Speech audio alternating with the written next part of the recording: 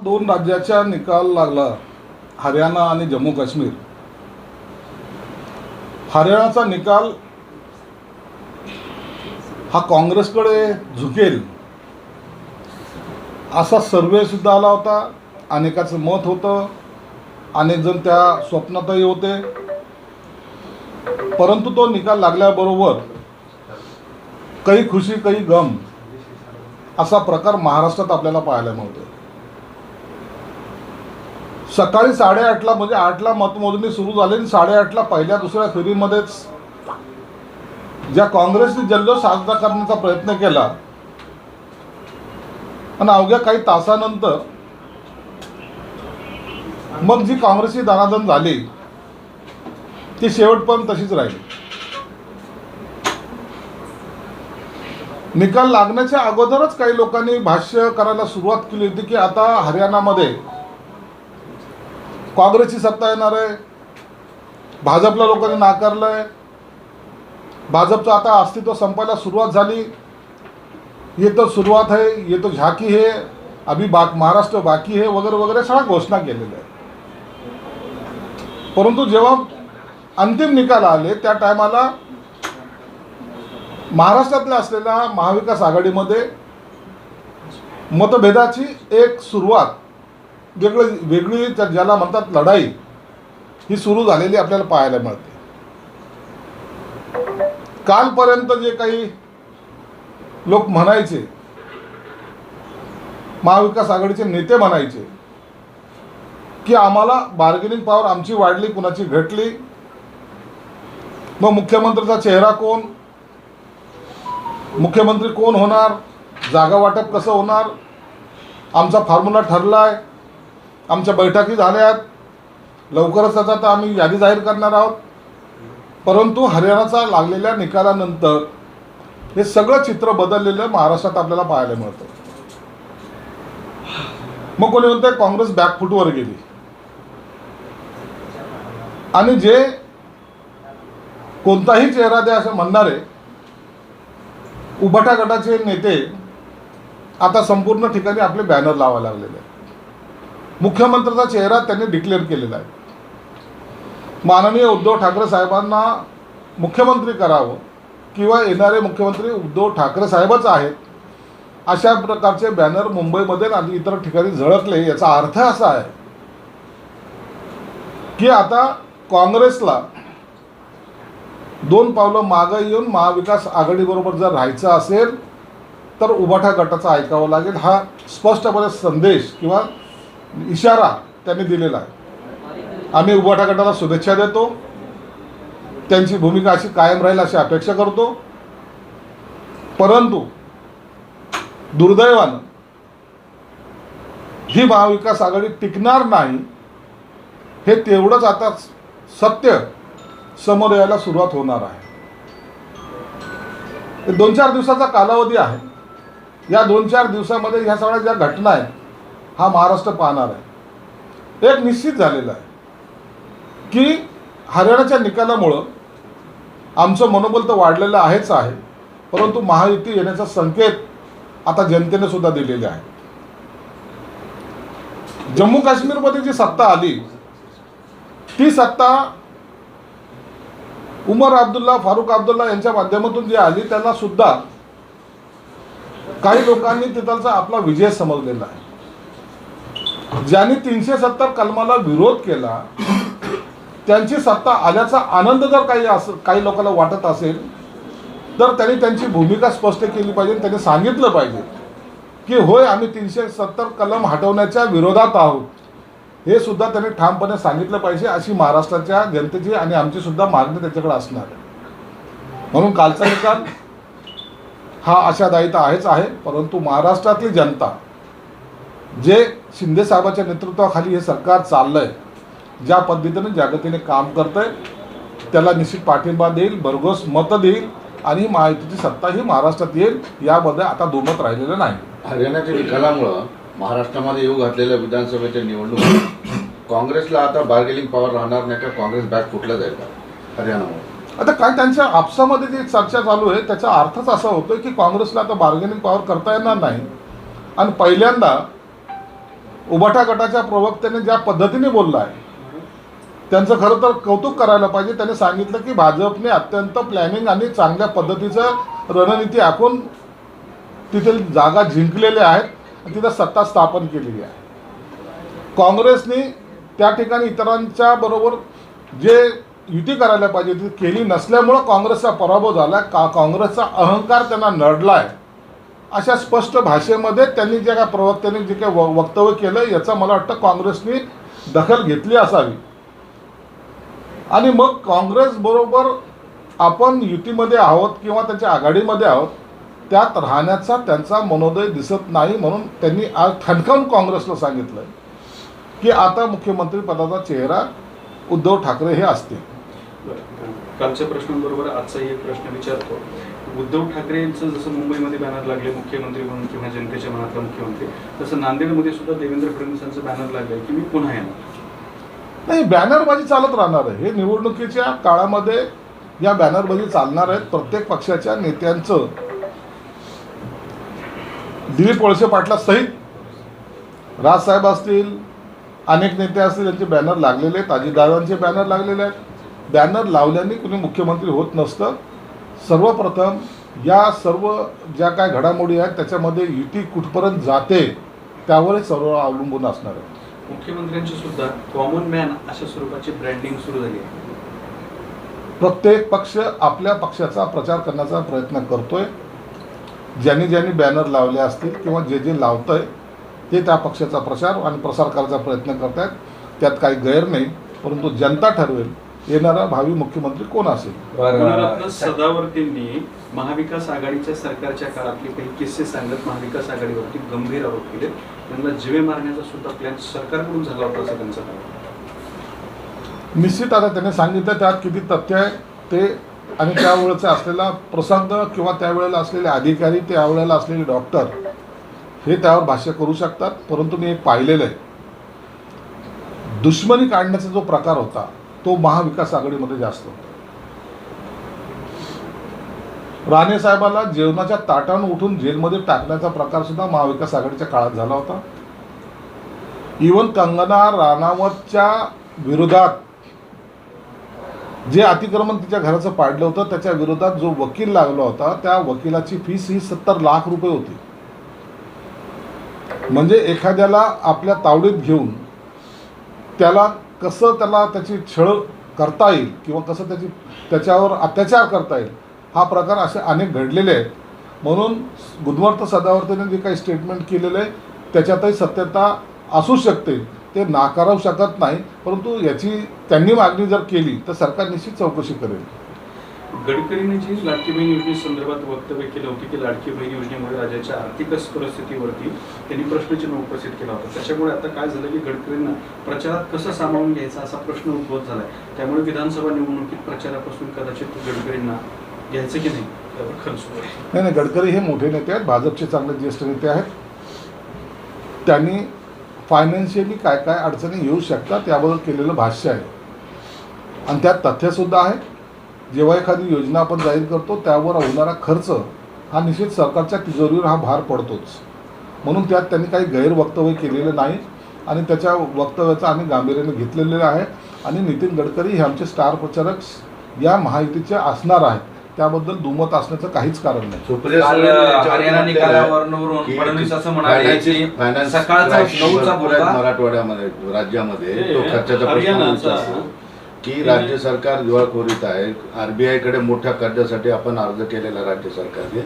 तर सुप्रिया सुळे म्हटलं की फायनान्शियल क्रायसिस हे आज ना उद्या बोकांडी बसणारे सरकार त्याकडे लक्ष देत नाही आणि वेगवेगळ्या योजना काढतात. हे बघा, फायनान्शियल क्रायसिस येऊ शकतात, येतील याची कल्पना सरकारला आहे. तुम्ही एखाद्या योजना 10 योजना डिक्लेअर केले, 10 योजना होणारा खर्च हा सरकारला ते तारतम्य सरकारने ठेवलेलं आहे. म्हणून आपला सोर्स कसा वाढेल, आपण कर्ज घेऊन लोकांना वाटतोय असा जो काही संभ्रम निर्माण करायचा प्रयत्न करताय तसा नाही आहे.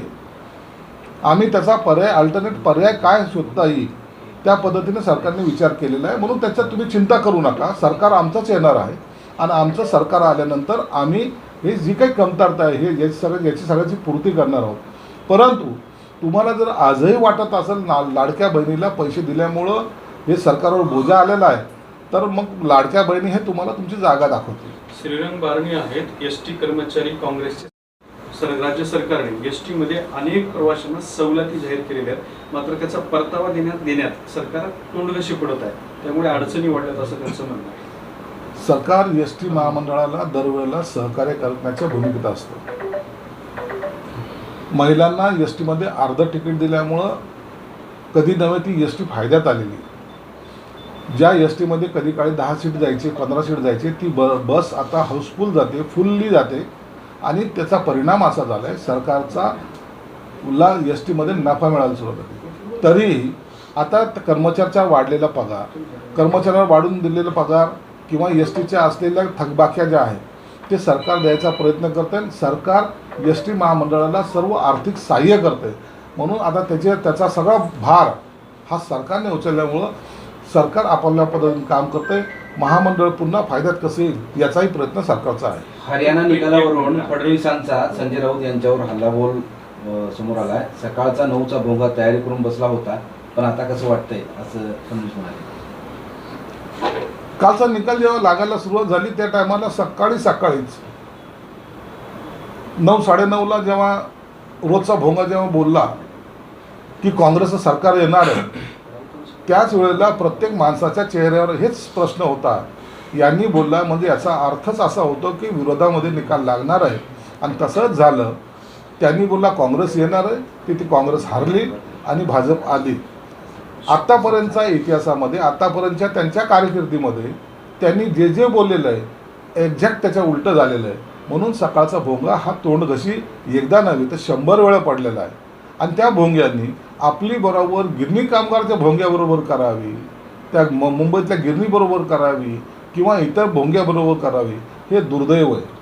तुम्हाला हे लोक उपासात्मक का बोलतात याचा विचार ह्या विद्वानांनी केला पाहिजे असं माझं तरी स्पष्ट मत आहे. पुण्याच्या जागेचा तिढा आणखी वाढलेला आहे. शिवसेनेने आता अगदी हातार टाकल्यासारखे आपले दावे सोडले पुण्याच्या जागेवर. 5 भाजप 3 राष्ट्रवादी, म्हणजे शिवसेनेला काही जागा राहणार नाही. आणखी जागेची बोलणी चालू आहे. या 2-3 दिवसात तुम्हाला कळेल कोणत्या जागा घेतल्या. शिवसेनेने म्हणून हे फक्त बातम्या चालतात, त्याचं कोणी हक्क सोडलेला नाही. प्रत्येक जागेचा विचारपूर्वक निर्णय हे तिन्ही नेते घेतात. शिंदे साहेब असेल, फडणवीस साहेब असेल, अजितदादा असतील. म्हणून आता याच्यावर भाष्य करणं योग्य नाही. तर प्रियंका चतुर्वेदींनी हरियाणाच्या विजयावरून काँग्रेसवरती टीकास्त्र केलं. त्यामुळे की काँग्रेसने आपल्या रणनीतीबाबत पुनर्विचार करण्याची गरज आहे आणि जिथे भाजपसोबत थेट लढत असते तिथे काँग्रेस कमकुवत असते असं त्यांचं म्हणणं आहे. प्रियंका चतुर्वेदींनी तेच स्टेटमेंट केलेलं आहे, संजय राऊतने ते स्टेटमेंट केलेलं आहे. आणि त्याचाच परिणाम म्हणून त्यांचे लागलेले बॅनर हे काँग्रेसमध्ये किंवा काँग्रेससोबत आता उभाठाकट राहणार नाही याचे ते संकेत असावेत. आणि म्हणून पूर्वीसुद्धा आम्ही सांगितलं होतं की महाविकास आघाडीमध्ये आलबेल काहीच नाही आहे आणि कदाचित ही निवडणूक ही स्वतंत्रपणे प्रत्येकजण लढण्याच्या मनस्थितीत राहील. आणि नाही जरी झालं तरी कमीत किमान 50 जागेवर ह्यांची मैत्रीपूर्ण लढत होईल, तेव्हाच यांची युती होईल असं आमचं स्पष्ट मत आहे. आणि तसंच घडण्याची शक्यता सुद्धा नाकारता येत नाही. सामनातून पुन्हा एकदा याच विजयावरती हल्ला चढवलेला आहे ज्यावरती तुम्ही नेमकंच बोलला. त्यात असं म्हणणं आहे की भूपेंद्र हुड्डा आणि काँग्रेस नेतृत्वाने यामध्ये आत्मविश्वास दाखवला, त्यामुळे हा पराभव झालेला आहे. आणि काँग्रेस पक्षातील अंतर्गत अव्यवस्था भाजपसाठी नेहमी अनुकूल ठरते, त्यामुळे असे विजय भाजपला मिळतात, काँग्रेसचे पराभव होतात. सामना अर्थात संजय राऊत.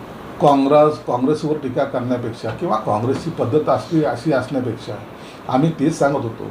आजही त्यांना विनंती राहील, अरे सोडा नाही काँग्रेस, सोडा ही का राष्ट्रवादी, ज्यांचे विचार तुमच्याशी मिळत नाही, ज्यांच्या विचाराला कधीही शिवसेना प्रमुखांनी ॲक्सेप्ट केलं नाही, त्यांच्याबरोबर युतीसाठी एवढा आटापिटा कशासाठी करता. बाजूला व्हा, एखादा स्वाभिमान तर दाखवा एकदा. अरे शिवसेना प्रमुखाचे आम्ही शिवसैनिक आहोत, हे मान उंच वर करून कॉलर टाईट करून बोलण्याची हिंमत तर ठेवा. ही त्यांनी ठेवली पाहिजे. त्यांच्यावर टीका करून त्यांच्याच मांडी लावून बसणं मला वाटतं राजकारणामध्ये लोक हे ॲक्सेप्ट करणार नाही. मग टीका करायची जर असेल तर आपण वेगळं लढलं पाहिजे किंवा वेगळं झालं पाहिजे, याच्याच मर्दानकी असते असं आमचं मत आहे. तुम्ही सोडा म्हणताय, तुमच्याकडे या आव्हान करता का त्यांना, तुमच्याकडे या. एकदा सोडल्यानंतर याच्यावर काय राजकारण काही घडू शकतं. काँग्रेसची फारकत घेतली किंवा शरद पवारांची फारकत घेतली, याच्यानंतरच्या राजकारणामध्ये काही टर्न येऊ शकतो आणि तो टर्न कसा येईल हे तेच नेते सांगू शकतात आणि आमचे नेते सांगू शकतात. सकारात्मक राहील. मला ह्यावर भाष्य करणं आता योग्य वाटत नाही, परंतु त्यांनी काँग्रेस सोडायची मनस्थिती दाखवली पाहिजे एवढं मात्र निश्चित आहे. अजित पवार गटांच्या एक गटाला गळती लागलेली आहे. पिंपरी चिंचवडचे माजी आमदार विलास लांडे शरद पवारांची भेट घेतली, त्यानंतर बबन शिंदे गेले, दीपक चव्हाण, रामराजे नाईक निंबाळकर असे सगळे आहेत. त्यामुळे तुमच्यासोबतचे ज्यांना तिकीट मिळण्याची शक्यता वाटत नाही असेच सर्व लोक इतर पक्षात चाललेले आहेत. त्यांना त्या पक्षाकडून उमेदवारी हवी आहे. कोणी कार्यकर्ता म्हणून झेंडा हाती घेण्यासाठी गेलेलं नाही. म्हणून कोण कुठं गेलंय, कोण कुठं चाललेत यापेक्षा उमेदवार हा या न त्या पक्षाचं होण्याच्या मार्गावर आहे आणि त्यासाठी हे पक्ष बदल होत चाललेले. तरी जे सोडून इतर पक्षात चालले त्या पक्षातल्या लोकांनी त्यांना उमेदवारी देऊ नये म्हणून आता नवीन प्रकारचं आता आंदोलनसुद्धा उभं केलेलं आहे. म्हणून इतकं सोपं हे निवडणूक असणार नाही. या निवडणुकीमध्ये अनेक वेगवेगळे निर्णय आणि वेगवेगळे प्रकार या महाराष्ट्राच्या जनतेला पाहायला मिळतील. म्हणून या सर्वाला वैतागून जे पूर्वी होतं ते लोक नकोत, म्हणून येणारी सत्ता ही माहितीची असणार आहे. संजय राऊतांनी हरियाणाचा प्रभावावरून काँग्रेसला पुन्हा एकदा कोंडीत पकडण्याचा प्रयत्न केला.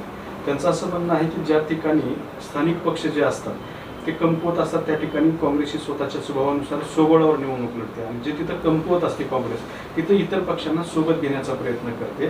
त्यामुळं काँग्रेसचं सातत्याने नुकसान होत आहे. महाराष्ट्रात सुद्धा काँग्रेसने जर म्हणजे स्वतःच्या स्वभावावरती निवडणूक लढवायची असेल तर त्यांनी भूमिका घ्यावी लागेल आणि इथल्या पक्षांना महत्त्व द्यावं लागेल. म्हणजे स्वतःचं महत्त्व वाढवून घेण्याचा संजय राऊतांचा एकंदरीत काँग्रेसच्या विरोधातला प्रयत्न. संजय राऊतला स्वतः माहिती आहे की काँग्रेस ही झोपलेली होती, त्याला जिवंत करण्याचं काम उबाटा गटाने केलेलं आहे.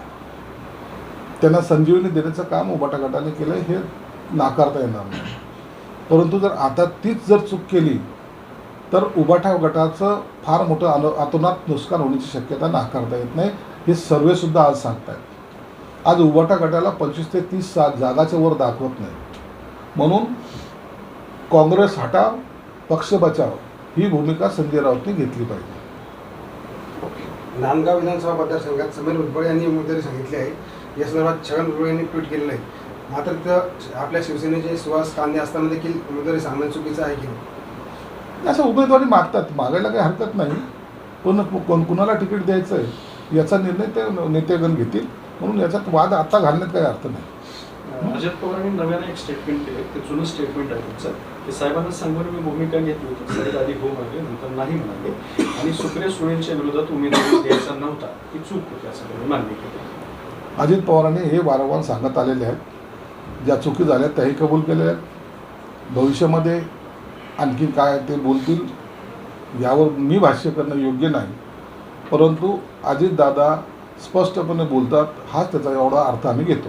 रत्नागिरी आणि सिंधुदुर्ग या दोन्ही जिल्ह्यामध्ये भाजपनं नमतं घेण्याचा विचार केलेला आहे. या दोन्ही जिल्ह्यामध्ये मिळून भाजप फक्त एक जागा लढवण्याची शक्यता आहे. रत्नागिरी जिल्ह्यात शिंदे शिवसेना 4 तर चिपळूणची जागा राष्ट्रवादी काँग्रेस अजित पवार गट लढणार आहे. तर सिंधुदुर्गमध्ये 1 जागा भाजप तर 2 जागा शिंदेची शिवसेना लढणार आहे. महाराष्ट्रामध्ये कोण कोणत्या जागा लढवणार, कोणत्या मतदारसंघात काय होतंय, कोणत्या विभागात काय होतंय, या सर्व बातम्या आहेत. या बातम्यावर पडदा या 3-4 दिवसात पडेल.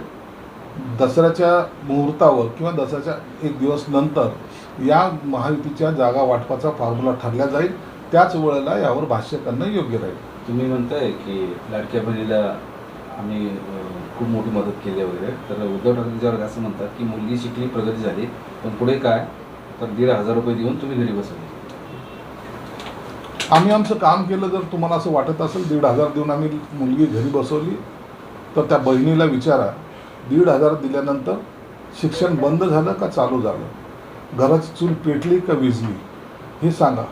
तुमचं हिंदुत्व जे चूल पेटवण्याचं आहे तेच काम आम्ही आमच्या पद्धतीने त्या महिलांची, त्या भगिनीची चूल पेटवण्याचं कामही केलं आहे.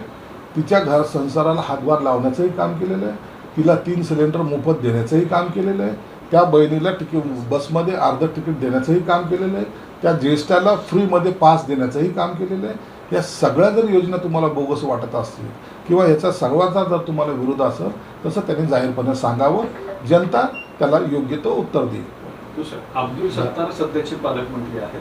पालकमंत्री असून सुद्धा त्यांनी स्वतःच्या पक्षातल्या किंवा महायुतीतल्या आमदारांना निधी द्यायचं सोडून विरोधी पक्षातल्याच लोकांना निधी दिल्याचा आरोप सध्या केला चाललाय आणि 60% निधी त्यातला फक्त सिल्लोडसाठीच त्यांनी वळवलाय. अब्दुल सत्तार पालकमंत्री झाल्यानंतर एक डेप्युटीसी मला वाटतं काय घेतली, त्या डेप्युटीसीला मी नव्हतो आणि त्यांनी काय निधी वाटप केला याबद्दलची मला काहीही कल्पना नाही. मी त्याच्याबद्दलची चौकशीसुद्धा केलेली नाही.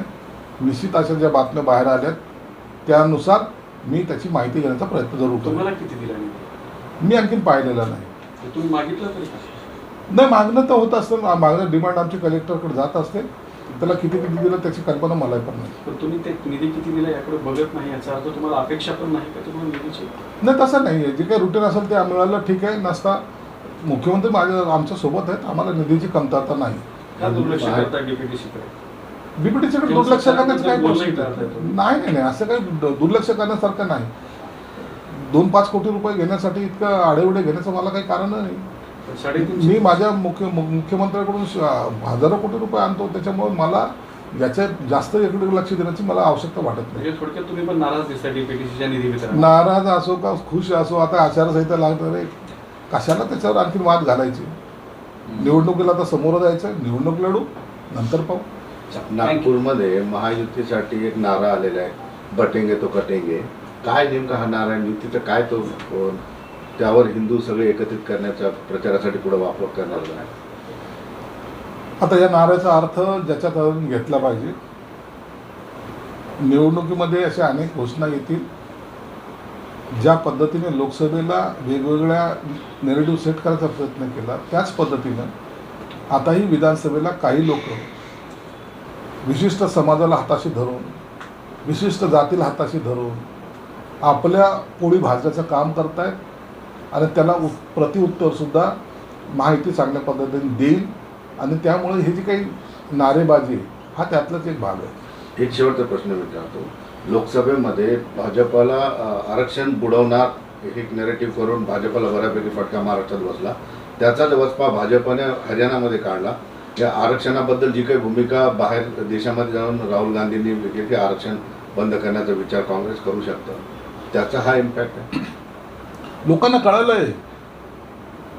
हे पोटात एक आणि ओठात एक बोलतात. ते राहुल गांधी आता संविधान आहे का काय, कोणतं पुस्तक आहे त्याच्या मला माहीत नाही, परंतु ते पुस्तक घेऊनच फिरता येतं. आता जसं संविधान बनवणारे हे ते काय, आम्हाला ते संविधान बाबासाहेबांच्या हातामध्ये स्वाभिमानाने घेतलेलं ते संविधान आम्हाला तो चित्र पाहायची आम्हाला सवय आहे. संविधान शोभतं ते बाळासाहेब म्हणजे बाबासाहेब आंबेडकरांच्या हातामध्येच. आणि असे संविधान घेऊन राज्यघटना बदलणाऱ्या लोकांनी आरक्षण आम्ही वाढवणार लिमिट किंवा असं वक्तव्य करणं हे लोकांना आता खटकलेलं आहे. म्हणून त्याचा वचपा हरियाणामध्ये लोकांनी दाखवून दिला आहे की हे आरक्षण विरोधी आहेत आणि यांना यांची जागा दाखवलीच पाहिजे. हे लोकांनी मनोमन ठरवलं आणि त्याचाच परिणाम आता महाराष्ट्रात सुद्धा होणार आहे. सगळा दलित बांधव असेल हा या काँग्रेसच्या भूलथापाला बळी पडणार नाही. दसरा मेळाव्याची तयारी कुठपर्यंत आली तुमच्या? दणदणीत दसरा मेळावा आमचा होणार आहे.